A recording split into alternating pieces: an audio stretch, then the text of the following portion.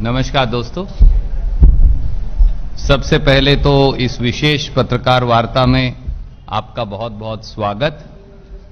इससे पहले कि हम अपनी पत्रकार वार्ता शुरू करें, एक छोटी सी फिल्म है कि मजदूर, बिहार का मेहनतकश मजदूर कैसे बना मजबूर, जिसे हम व्हाट्सएप पर भी आपको भेज रहे हैं, वो हम आपको दिखाएंगे। Can we play it please?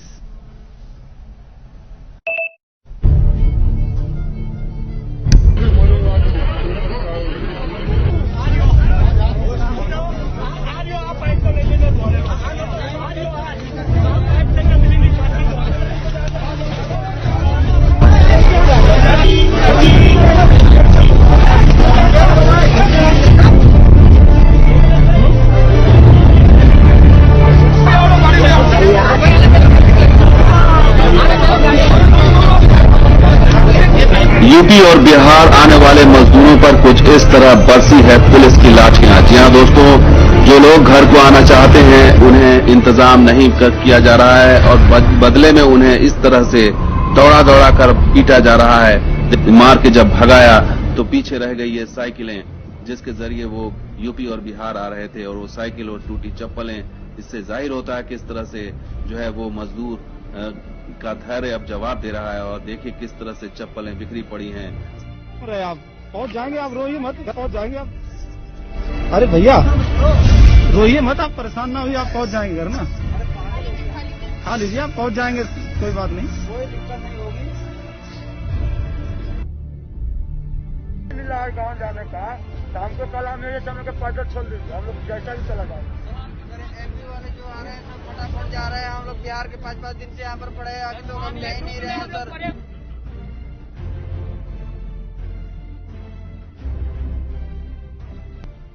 और देखिए अब जो संक्रमण फैल रहा है बिहार के अंदर, वो जो प्रवासी मजदूर हैं उनके आने से संक्रमण फैल रहा। हाल के पिछले 10 दिनों के अंदर जो चोरी छिपे इधर उधर से जो लोग आ गए, और अधिकांश जो नया संक्रमण बिहार में फैला है वो जो माइग्रेंट लेबर हैं उनके कारण वो संक्रमण फैल रहा है। कई रूम में तुम लोग हो? सब अपना जैसे ग्रुप आया है वैसे अपना अपना रूम में है। एक रूम में किसी में 10 गो, किसी में 12 गो, किसी में 15 रह रहा है, किसी में 25 गो है। 95 आप 10 साल इस एरिया के विधायक रहे सर, वो रोजगार नहीं दिए। इस गाँव को क्या इस एरिया को भी रह सकता है 200 से 300 लोग बाहर। बाबू जी तुमको पैदा किए, रोजगार दिए,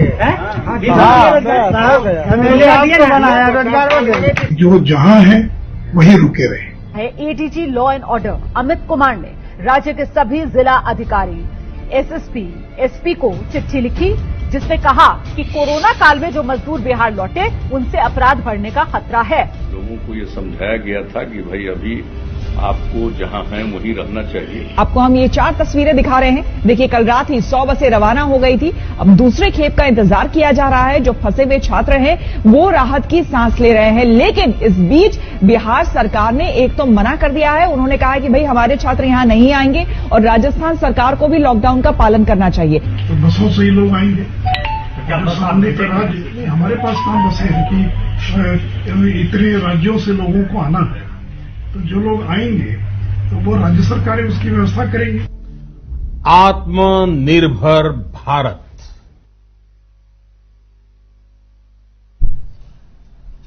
नमस्कार साथियों,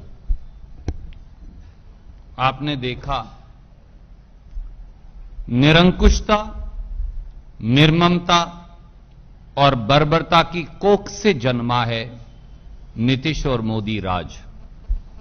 बिहार के मजदूरों की बेबसी, लाचारी और दर बदर की ठोकरें खाने की कहानी के कुछ चित्र आपने देखे। जब सारी संवेदनाएं दम तोड़ देती हैं, जब सारी उम्मीदें साथ छोड़ देती हैं, जब मेहनतकश मजदूरों से जिंदगी मुक्ति है, तब जो निरंकुशता, निर्ममता, बर्बरता की कोख से जन्म लेता है वो नीतीश और मोदी राज है। जब इतिहास लिखा जाएगा तो कहा जाएगा कि 21वीं सदी के भारत में 2 ऐसे तानाशाह हुए जिन्होंने देश और बिहार के मजदूर भाइयों पर रोंगटे खड़े कर देने वाला बर्बर व्यवहार किया।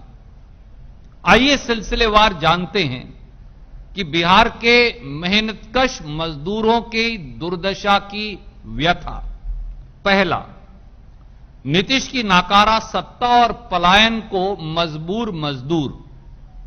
बिहार में नीतीश भाजपा के 15 साल के कुशासन का यह हाल था कि यहां ना उद्योग लगाए, ना रोजगार दिए, ना किसान को फसलों के दाम दिए। नतीजा यह है कि बिहार में 4 करोड़ 21 लाख लोग गरीबी की रेखा से नीचे जीने को मजबूर हैं। मजबूरी में काम की तलाश में बिहार से पलायन करके मजदूरों को दूसरे प्रांतों में जाना पड़ा।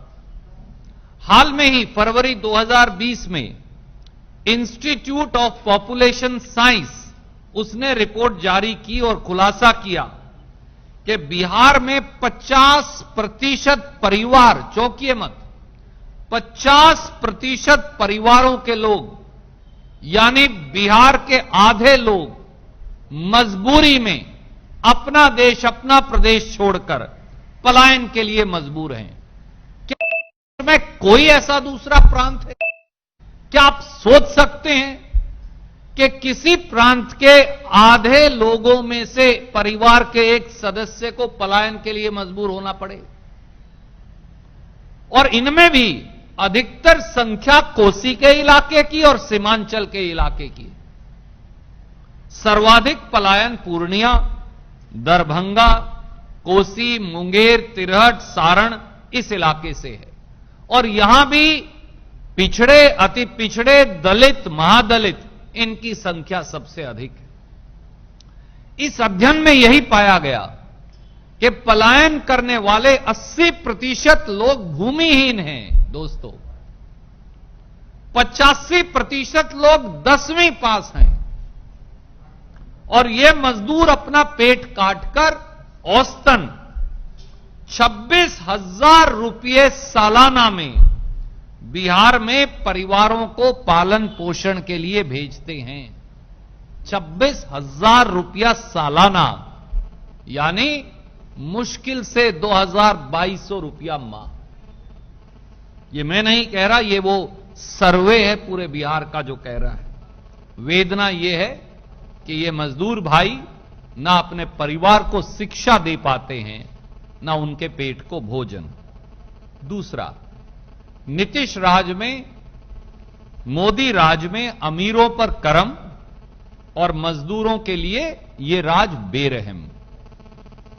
एक तरफ तो नरेंद्र मोदी की सरकार ने और प्रधानमंत्री मोदी ने देश के मजदूरों पर कहर ढाया, और दूसरी ओर जो बहुत अमीर परिवार हैं देश के चुनिंदा, उन पर असीम कृपा की। पूरा विश्व महामारी की विभीषिका से जूझ रहा था जब 24 मार्च को मोदी जी ने यकायक लॉकडाउन की घोषणा की। किसी को एक क्षण का, 2 घंटे का समय दिया गया मुश्किल से। पर जो देश के मुट्ठी भर अमीर परिवार हैं, और चौंकिए मत, जो मैं आपको बता रहा हूं ये मैंने international airport authority of India से निकाल कर लाए, जो देश के चुनिंदा अमीर परिवार हैं जिनके बच्चे विदेशों में पढ़ते हैं, उनको पहले से यह खबर दे दी गई। और इसीलिए 24 मार्च को लॉकडाउन हुआ। 8 मार्च से 21 मार्च के बीच में, मैं बहुत जिम्मेवारी से कहता हूं, चेक करिए, 8 मार्च से 21 मार्च के बीच में लॉकडाउन 24 मार्च से ठीक पहले 102 प्राइवेट फॉल्कन 2000 जेट हिंदुस्तान में बच्चों को, अमीरों के बच्चों को वापस लेकर आए। 102 प्राइवेट जेट्स आए, अमीरों के बच्चों को हवाई जहाज, प्राइवेट हवाई जहाज वापस लाए। और ये आए फ्रांस से, जर्मनी से, स्विट्जरलैंड से, यूके से। बिहार के मजदूर के लिए 2 घंटे लॉकडाउन के लिए, परंतु मुट्ठी भर मोदी जी के अमीर साथियों को 8 मार्च से ही सूचना दे दी गई कि 24 मार्च से लॉकडाउन लगने वाला है। यह क्या कहता है आपको? तीसरा, मजदूरों से सड़कों पर बर्बरता का तांडव किया गया। रातों रात जब मोदी जी ने देशबंदी की घोषणा कर दी, लॉकडाउन की घोषणा कर दी, बिहार उत्तर प्रदेश के मजदूर, जो कोई कर्नाटक था, कोई बंबई था, कोई पंजाब हरियाणा था, कोई दिल्ली था, उनके पास खाने तक का साधन नहीं बचा। बेबस और लाचार, भूखे प्यास से, पैरों में छाले लिए, बच्चों को अपनी पीठ पर लादे हजारों किलोमीटर का सफर तय कर बिहार की ओर कूच कर गए। न सिर्फ मजदूरों को दिल्ली से लेकर, हरियाणा से लेकर, उत्तर प्रदेश से लेकर बर्बरता से लाठियों से पीटा गया साथियों, बल्कि एनजीओ सेव लाइफ फाउंडेशन ने सर्वे किया और बताया कि 24 मार्च से 18 मई के बीच 159 प्रवासी मजदूर सड़कों पर दुर्घटना या भूख प्यास से मर गए और 630 प्रवासी मजदूर गंभीर रूप से घायल हुए। पूरे देश ने वो भयानक, भयावह मंजर देखा जब मोदी जी की ट्रेन चली तो उसने ट्रेन की पटड़ी पर सोते हुए मजदूरों को पूरे शरीर और उसके अंगों को काटते हुए चली गई। देश की आत्मा कटी थी उस दिन। बिहार की एक मासूम बेटी तो 1200 किलोमीटर साइकिल चलाकर अपने पिता को लेकर आई। वहीं समस्तीपुर रेलवे स्टेशन का मंजर क्या बिहार और देश भूल गया? मां मर गई, छोटा सा बच्चा गोदी में है, बिलख रहा है, मां को जगाने की कोशिश कर रहा है। जिम्मेवार नीतीश कुमार है, सुशील मोदी और नरेंद्र मोदी है। साथियों, मेरे दो साथी यहां हैं और मैं उनसे अनुरोध करूंगा कि छोटे छोटे 2-4 विषय और हैं, उन पे चर्चा करेंगे। मैं पहले अभय दुबे जी से अनुरोध करूंगा कि वो यूनिसेफ और डेवलपमेंट की जो रिपोर्ट है मैनेजमेंट की, उसका खुलासा करेंगे। जैसा आप आदरणीय रणदीप सुरजेवाला जी ने बताया कि ये निर्मम और निर्दयी कुमार की सत्ता है, उसकी सत्ता की सरपरस्ती में बिहार का क्या हाल हुआ है, ये आप एक उदाहरण से जान लीजिए। यूनिसेफ और डेवलपमेंट मैनेजमेंट इंस्टीट्यूट की रिपोर्ट से खुलासा हुआ है और ये हाल ही में अगस्त 2020 में जारी की गई है।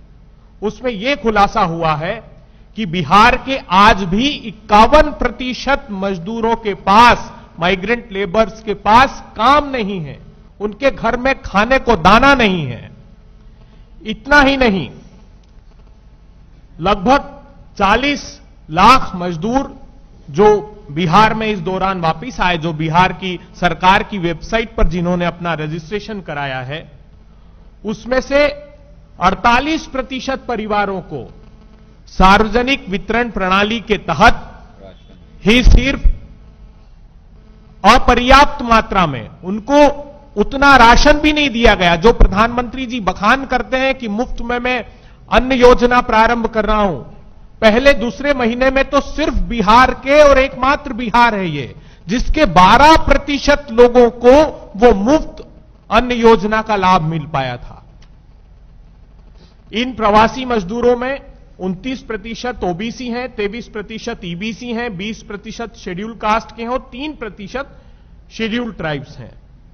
और इतना ही नहीं, जो ढिंडोरा पीटा जा रहा है कि पर्याप्त मात्रा में उन प्रवासी मजदूरों का हम रजिस्ट्रेशन कर रहे हैं, उनको काम के अवसर प्रदान किए जा रहे हैं।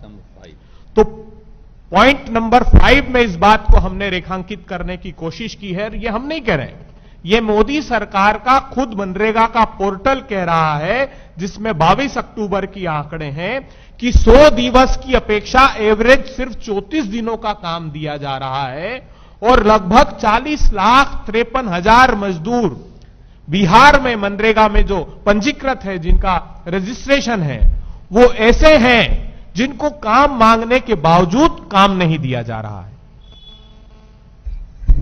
दो और महत्वपूर्ण विषय हैं, आनंद जी उन्हें बताएंगे।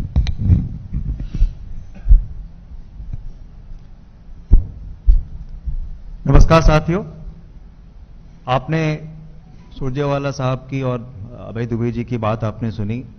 ये सरकार इतनी निर्दयी है कि इतिहास में जब लिखा जाएगा तो मजदूरों के कब्रगाह का लेख भी उसमें सबसे पहले स्थान पाएगा। नीतीश की निर्दयी सत्ता ने मजदूरों को अपनी बिहार की सीमा में घुसने से रोका।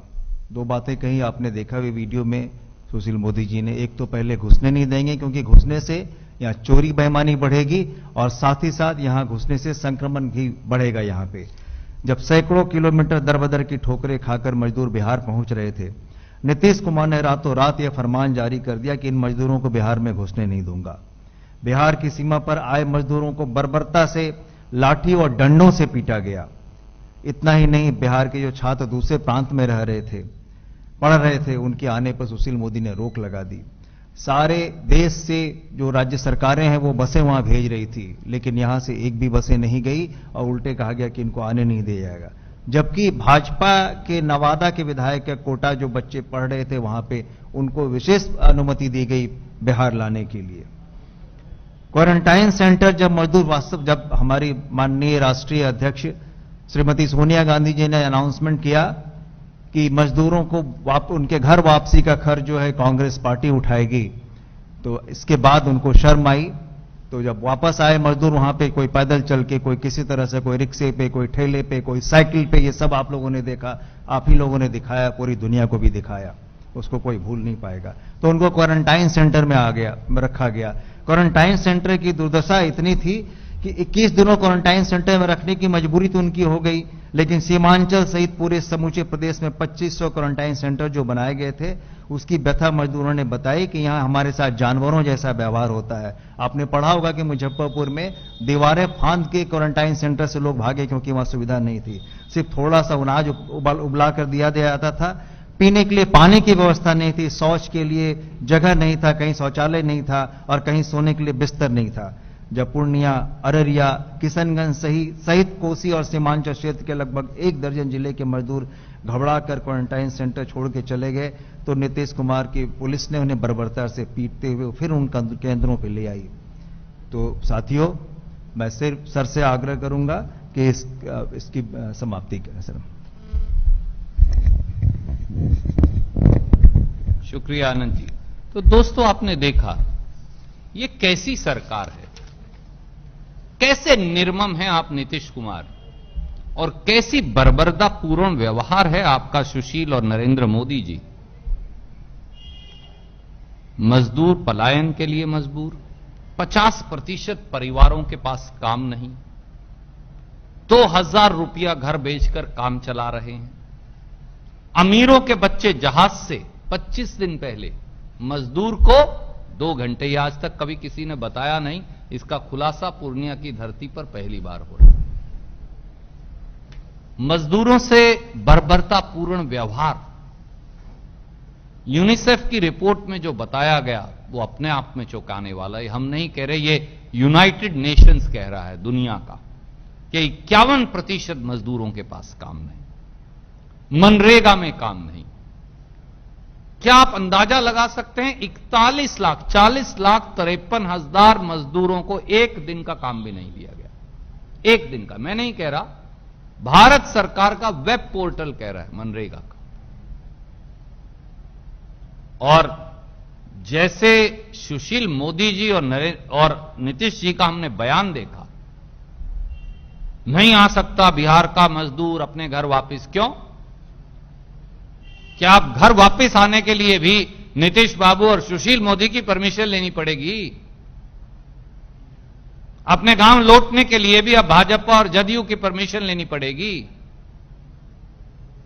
कौन है वो मुख्यमंत्री और उप मुख्यमंत्री बिहार के मजदूर की वोट से बने हैं, और इस बार जब वोट की चोट लगेगी तो अकल ठिकाने आ जाएगी। और क्वारंटाइन सेंटर में शायद कोई जानवर से ऐसा व्यवहार ना करे जो किया गया। इसलिए दोस्तों 15 साल का बिहार जवाब मांगता है और 15 साल का हिसाब मांगता है। कोई प्रश्न आप पूछना चाहें तो स्वागत है। धन्यवाद। ये खबर वैसे तो आप ही ने छापी है, तो आप ही के अखबार की खबर हम लेकर आए थे।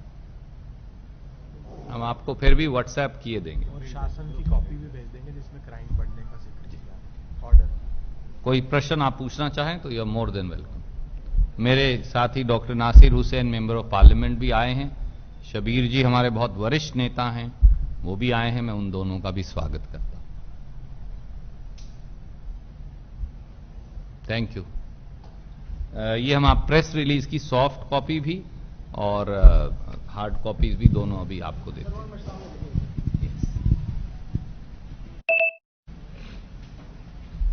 Thank you.